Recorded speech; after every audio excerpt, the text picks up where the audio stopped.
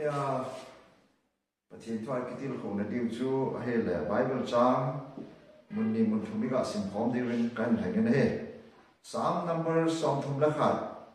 3 ทุ่มมาจนอาเยจนนังมากระสมปีเล่กับกุลปีนะเฮเยจนน้ำมินจาลินในกายันลังในลำกายัน First Korean บุ้งซองสามเดียจนฉะนั้นมอนจาวน์ชาวเอาตุยทักนะอดอนุนฮีเจจนอนุสังจังวาจีอาชาวเอาส่งพิอาโกนาจูอามาฮอนอดอนุฮีเจเลฮิเจส่งพิจูคริสตาฮีประเทศทุสินนั้นมอนจะแก่เรื่องมาส่งไปกันตอนสำคัญมากเลยที่เขาจีนเราเห็นจริงกับประเทศนั่นก็เช่นกันตั้งแต่เรามันในจันทร์ว่าตัวเนี่ยTCFC ดิลเฮียหงมีเตะตะกองที่ลอยของที่จะนั่นเป็นลูกพิการทางบนเนี่ยนั่นโซเลแล้วก็มาปนองที่พงโดนทิ้งลุงที่มาปนองที่ไงตัวนั่นทิ้งลูกปีฮีตัวเนี่ยมันจ่าเตะอะไรเงี้ยช่างเอาละมาเนี่ยพัฒนาบุญเงี้ยเจ้าจะหิวเงี้ยว่ากับพระเยซูคริสต์มีนักทูมฮีตัวจริงกายเสียงมันจูเยซูคริสต์ฮีเอโฮเนี่ยส่งพิวฮีปันบินส่งพิวฮีที่จูกันเสียงโน้มเป็นเหตุที่เสียงดิ่งว่าจนสมัยขัดนาอาจุยเป็นนาเฮเลอิสราเอลเตทุสิมจุยหอดงูเป็นเหตุสมัยเล่นวายหอมลายที่สมัย first สมัยบุ้งลีอาปันอาจุยเป็นนาเฮเลอิสราเอลเตดิ่งฟิลิสไตน์เตฮีอากิโดพิจิมูกาลาอากิสัตพิจิมูเบฉะนั้นฟิลิสไตน์เตอิสราเอลเตจูอาสุกันเทยุนโซอาอามังจิงเวที่อีหอนอิมูเวนเฮเจจอนกาเวเลวเฮนอามาสเปนินอิสราเอลเตกับฟิลิสไตน์เตจูอันนี้กิสานเอลีเทียมปูไวโฮมไลน์ไอ้เล่อากิสัตนาวจนขัดเวกิสัตนาวจนมีสามลีอาชีวิตกาลมันจนสามลีที่พารุนอิสราเอลลำกายหอจนอีพิจารณาปกายเอปันปิโลหัมอีปริงาไม่เหมาะสมตามาเทวินเยจนสิโลอาปกายทิ้งคงเฮกับผู้สู้เต็มก้อยแล้วเห็นที่อาจูกาลิโรดิวฮีอาทิวินสิโลอาเจวินปกายทิ้งคงจูอากับผู้สู้จัจนเอลีเทมปูจาเตนิยงจูอามานิยงหงเงินเมจิปาจนเดจนเอเบเนเดอร์กิติมันจนก้อยตาวันนี้จัจนอามาคนอ้าวนปะเทียนทิ้งคงหงตาเยจนอ้าวนเห็นเลยฟิลิสไตน์เดจนอีพิทูเวตามปะกายทิ้งคงเห็นปสุนเอวนี่ก็ที่จะรุ่งตายตายเฮียจนหางสังลงหางลงอธิวันอากิติลุนจัจนกาลหงโกนเกนอากิสานว่าเฮเลอิสราเอลเตจูมีสังสมทุมทิดาเวจัจนเอลีเทนกุจาเตนิยงจูอธิดาเนจะเลปะเทียนทิ้งโคยงจูฟิลิสไตน์เตจูอปมังอนอามาโฮขบีลงอปลุตาเวเฮจัจนเอลีเทนกุปานฮิจิทัวจาพานินอามาจงเกี่ยวกับพงาอันตูจูอันนงทุอินกุมสอมโกวาลิตาเยจนอามาจงอัตตาสาจอันยีตาเฮจอันนงทุอินอังงกิตาเวนอธิตาเนเฮจจนอมงนูเป็นฮาสจีนูจูนาวบเฮนจัจนอามาจงจีปาลอยปาทีโตเอลิเทมปุทีโตอาเตมเลประเทศทิ้งโคงฟิลิสไตน์เจนโอมังทัวจับขาดจนนาวโซนักหงในจัจนนาวเนี่ยจนอามันหัวเหตุผลเนี่ยจัจนอาจารย์เนี่ยปังนูจนกิจยินผู้สังขัดจ้าผู้สังขัดในหินในอธิวามินอดอนบุตรโกนามองทิตาเนี่ยจัจนอาจารย์เลนูจนเฮจนาวเซนเมนจูอิสกาบดซาตาเนี่ยอิสกาบดกิติจูปะเทียนลงปีนจูอิสราเอลเตอาคนนั้นกิลมังตายที่ไหนเยจนอิสราเอลเตจูอันนั้นขับเลี้ยงตาเวน Hicha chun amahon gal alelon chole Philistine te cho nastan akizatawen he. Amawang eri tempo te insum tutan wai hom jong kichayin. Don Samuel thêm ngau ban wain hom tane. Samuel thêm ngau pa chun Israel te chunga chun wain homin. Hicha chun amaspena ama nabol chui biham iti ahele. Israel te chun tau na iman peon. Philistine te kona pakai ni himlo na divin atin he. Cha chun Samuel thêm ngawin. Mesipa chun Israel te cha homin. Cha chun amani pisayam tiale na chon singa wa ponin na bol khir nao na gitlo nao wa ponin hungkle kinona pathina nga hungke sunemun lang hungke sem thaun atine hichi thusi mai ve na hele Philistine te gal alel chu Israel te gal lin alel chu aji ipham iti ahele amahon pathin thingkhong akomowa silo amam chun pathin thu chu amahon angai ta powin limsem thu ahun bal pathin ahun Esther pathin ahun heti chun amo pathin lama chun amo athada ta wene ani na point ki chi pham ti le eli them pu cha te ni chu them kuna hetama cha ama win sum chun vai pu hin amani chun negula cha bolhanin thilto hoyong chu vai tan bolhan pon chele zon than hoi yong bolhanin hetamang pathin deilu lam hetamang thilho chu a bolhan tan he ti chu hon Samuel khat khapna achun bungli achun ve na yon kimun he hizia chu vai hom hasam ta ye chun adi ta lo ye chun ti chu gal ale lao khat he ani naki na cho Israel te chun isay pamon pathin thu ngai to ko we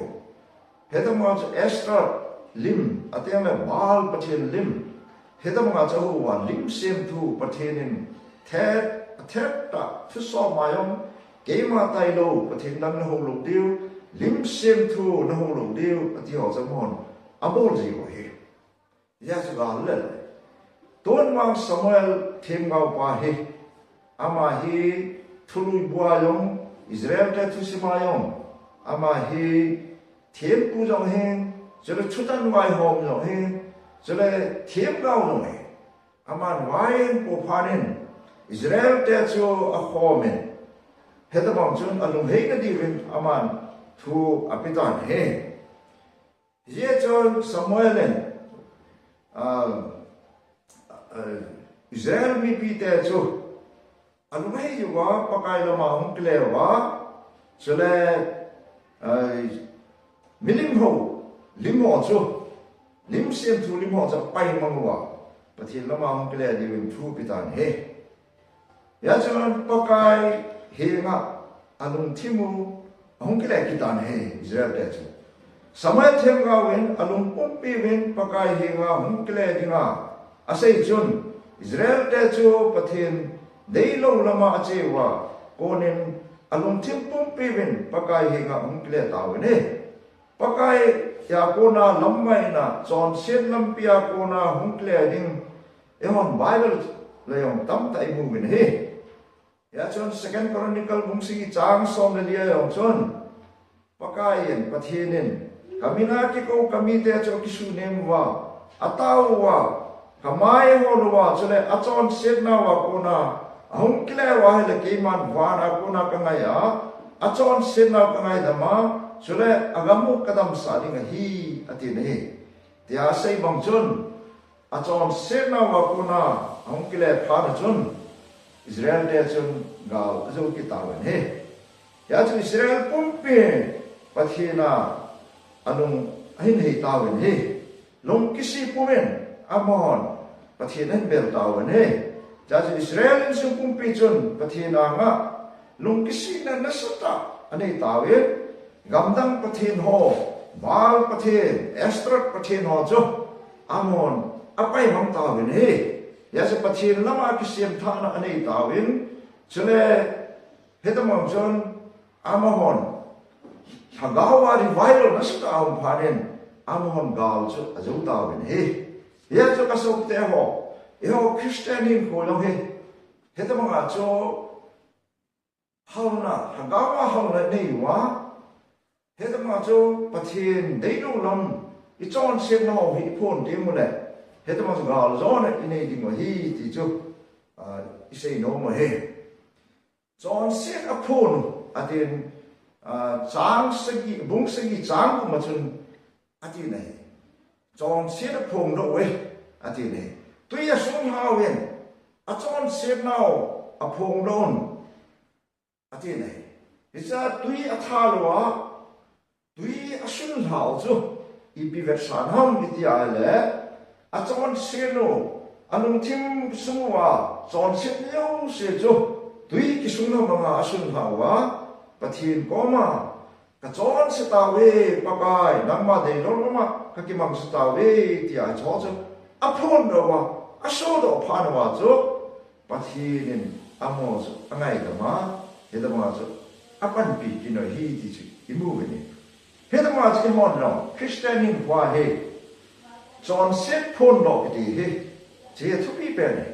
I chon se na phong lo ma I chon se na ki sel pum pum ma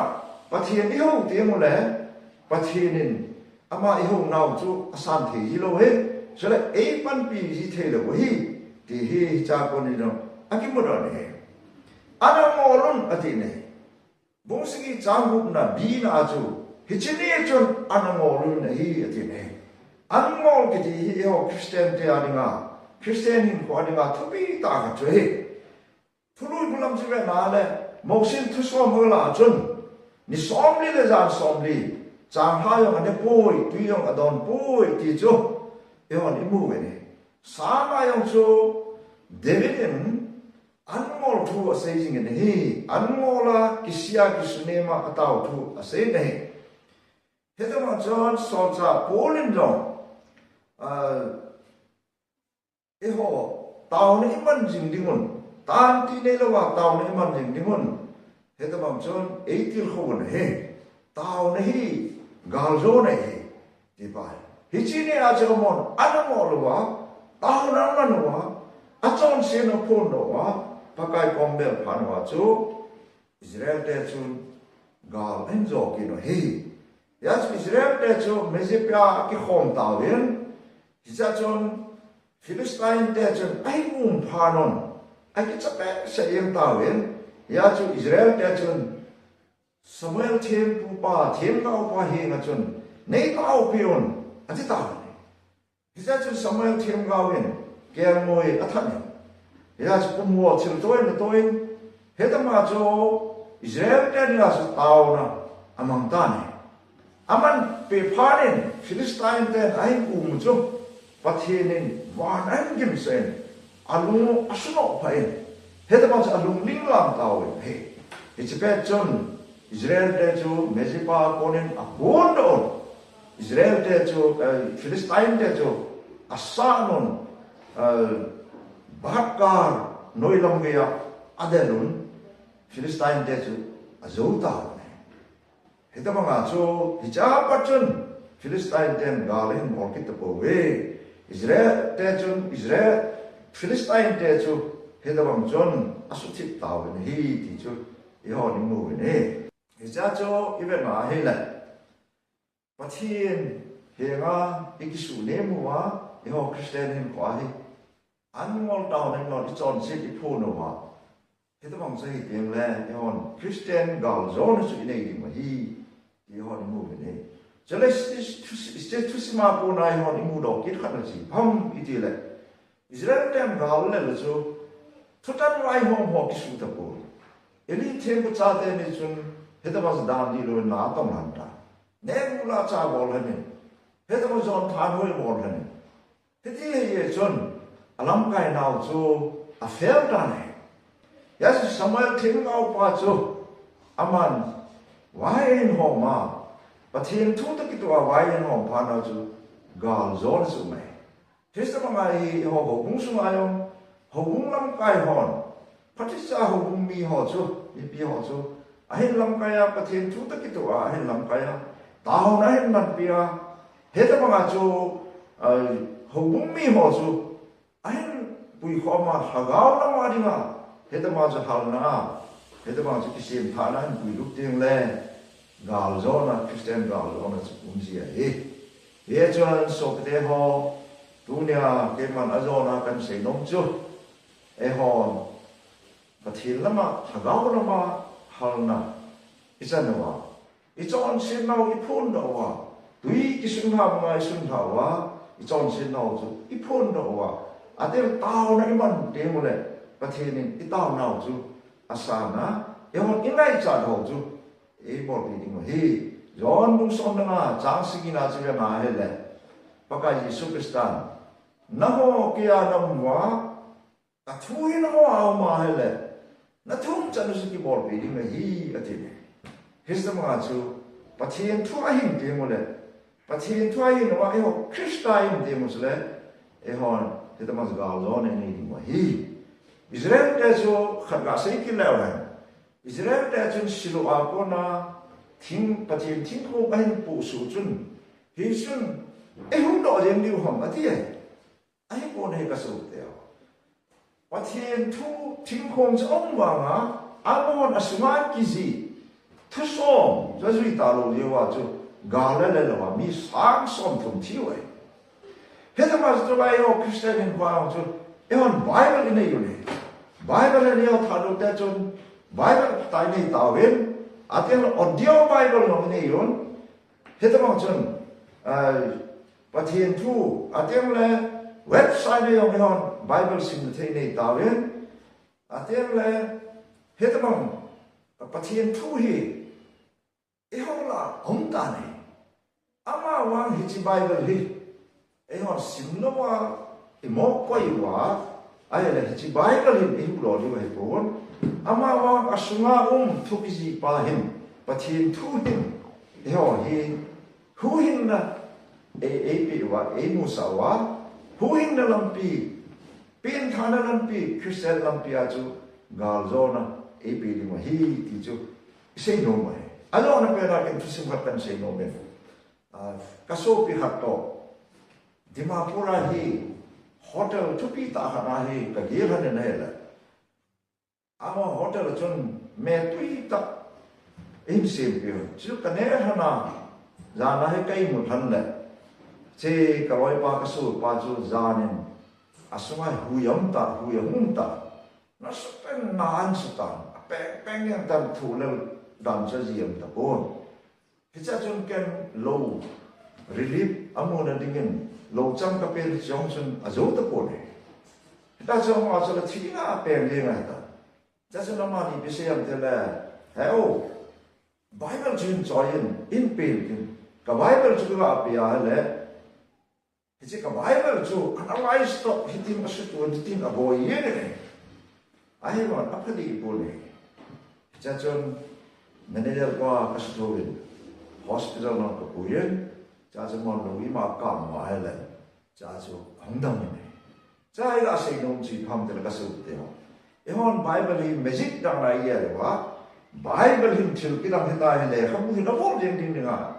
e hon ye ji dam no yong he da ma chu ik ko ya lu ki dam ding dang bi ti ama wam chi cha bon cha pa kai su ta ni jo sei mo John gospel bung som chang sigi som lenga chang sigi na chu na ho kia dong wa ka thui no wa ma le na thum jam ki bol bi ding hi ati he ka so ya ya che hon Bible hi sim ni wa ya Christian hin ho hi man wa le Christian te ikisat piu ikido piu diabol agilo kwa chu ya hon izo ni ho hi Christian le Israel ten gal zo chun Samayaling song kharalan mesipale sem ki ka atomen echi song chu min chu Ebenezer sain hichang ya hi pakai ei pan pio hi atin he ya chu ipakai Jesu Krista hi i hodinga song pi hin ei pan pio song pi hin hetama chu Christian gal hi ilo demole yon Ebenezer hichang ya hi pakai ei pan pio hi ti hi 에베네야 송수 이돈 되는 거예요. 야저 예수 그리스도죠. 이거니가 송비에 바이블가 올테스타멘에용 바팀조 그 송비레 그 굴비에 히딘 데비는 삼 몽삼 통나가는 좀 세네. 해담아 저 크리스도죠. 이거니가 이 송비에 왜 해담아 저 크리스천 가우존에 이네 되무슬레 이건 반비는 송 저 이건 이돈 되는 거예요. 바팀 투세 나오는 먼저 개리에 말씀합니다. 아멘.